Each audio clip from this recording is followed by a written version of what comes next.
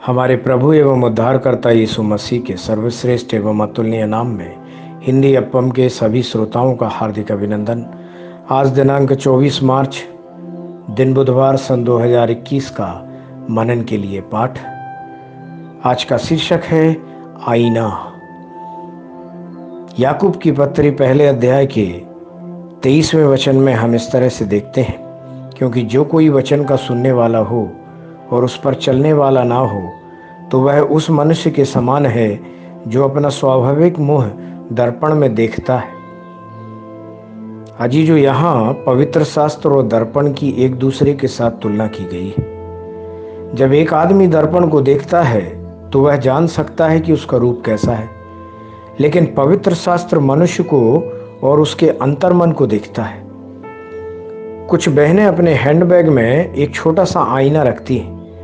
अक्सर वे अपने चेहरे को देखकर अपने बालों को व्यवस्थित करती रहती हैं। अगर उन्हें लगता है कि उनका चेहरा पसीने से भरा है तो वे इसे साफ करने के लिए साबुन का उपयोग कर अपना चेहरा धो लेंगी। दर्पण उन्हें अपना चेहरा ठीक ठाक रखने में मदद करता है। ठीक दर्पण की तरह ही पवित्र शास्त्र आपकी आत्मा की स्थिति को दिखाता है जब आप वचन पढ़ते हैं, और यह आपको पवित्र बनाने में मदद करता है। एक मजेदार कहानी है। एक बंदर ने एक बड़ा दर्पण प्राप्त कर लिया। आईने में अपना चेहरा देखकर उसने सोचा कि मैं कितना सुंदर हूं, लेकिन यह आईना मुझे एक बंदर की तरह दिखाता है। यह कहते हुए उसने दर्पण को दूर रख दिया।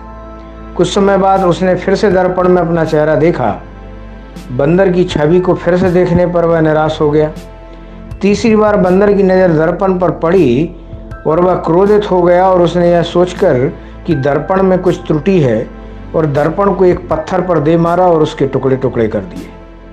गुस्सा शांत हो जाने के बाद उसने दर्पण का टूटा हुआ एक टुकड़ा उठाया और एक बार फिर उसमें देखा। शीशे के टूटे हुए टुकड़े में से प्रत्येक ने उसका चेहरा उसे बंदर की तरह दिखाया।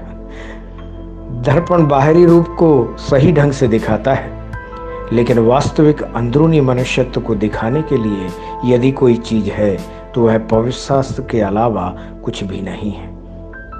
श्रेष्ठ गीत की किताब में सुलेमान अपने चेहरे को देखती है और कहती है, मैं काली तो हूं परंतु सुंदर हूं। श्रेष्ठ गीत की पुस्तक पहले अध्याय के 5वें वचन में यह हम पाते हैं।